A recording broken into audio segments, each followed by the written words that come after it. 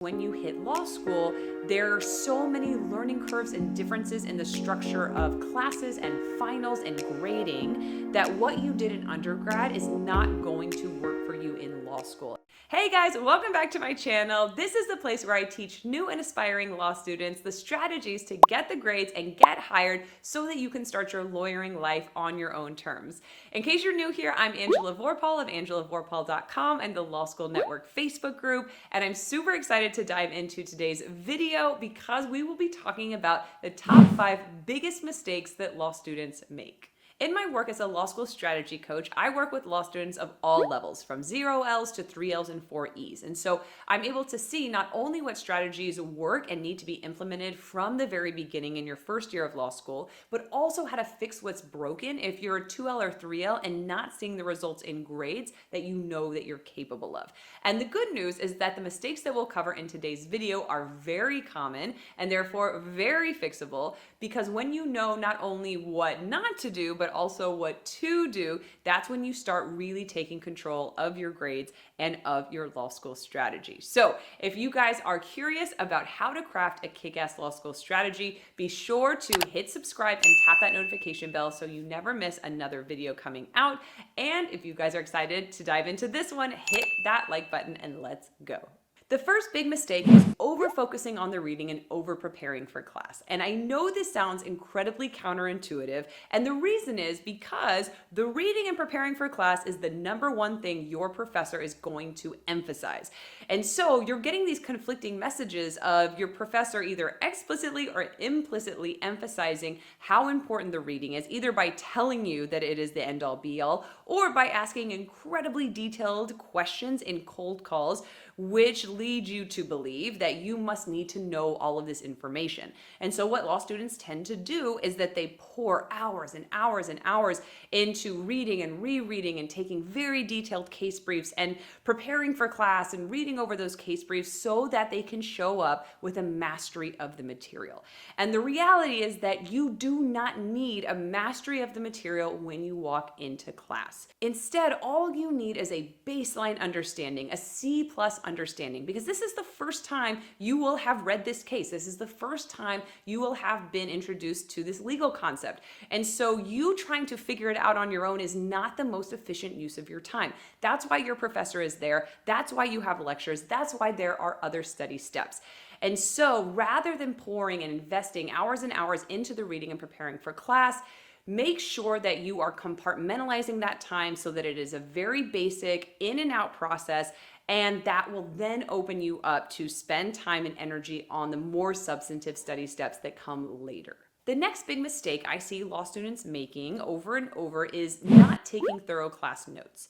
And so for a lot of law students, they sort of approach class as a passive activity. So they go, they listen, they write some things down, other things not as much, some of the things they understand, some of the things not, and then move on. When the reality is that class lectures and what is coming out of your professor's mouth is absolute gold. This is the human who is going to be writing your exam at the end of the semester, and so everything coming out of their mouth is important. And it's important not only to understand the material itself, but to understand what the professor thinks is important and how they organize the concepts and the way that they articulate the rules. And so making sure that you are getting incredibly detailed information in that class lecture is a game changer, because that means that not only will you be able to apply the material on the final exam, you'll be able to really work in those nuances that your professor has emphasized throughout the semester and that your professor has really indicated are important to him or her. The third big mistake that I see law students make is waiting too late to start their outlines. And this one's really tough because I know there's a lot of conflicting advice out there about when to start outlining and how to start outlining, but consistently the most common thing I hear students say who come to me after a semester of disappointing grades is, I wish I would have started sooner. And the reality is that in law school, because that final exam is 100% of your grade, the entirety of the semester is actually studying for that final exam. And so if you think about it holistically like that, we want to start studying from come week 1, as early as possible. We don't have the luxury of waiting until halfway through the semester or 2/3 through the semester to start creating that outline document, because you're just not going to be left with enough time at the end of the semester, and you're going to find yourself cramming and desperately trying to finish that outlining document the day before a final, and that's just not going to be conducive to internalizing the material and then being able to turn around and apply it in an effective way on final exams. So the earlier the better, and if you can, starting that very first week of class. The next big mistake that I see law students making is not having a time management strategy in place. In law school, by far the most precious resource that you have at your disposal is time. And so how you use that time is incredibly, incredibly important and incredibly powerful. And so what I tend to see, especially new law students doing, but also 2Ls and 3Ls who aren't seeing the results in the grades that they want, is being leaky with their time. So not knowing exactly what time is being spent on what activity or what study strategy, and not being incredibly intentional about how they're spending their time. And so the flip side of that is that an effective study strategy is aggressively protective of your time, meaning that you know when you're studying certain things, you know what you're studying, and when you are taking breaks or having resting or relaxing time, that you're doing that in a really intentional way so that you can really protect all of those different pieces of your schedule. And the reason that this is such a tough learning curve to adopt is because most of us in undergrad or in grad school didn't have to be that aggressively protective of our time.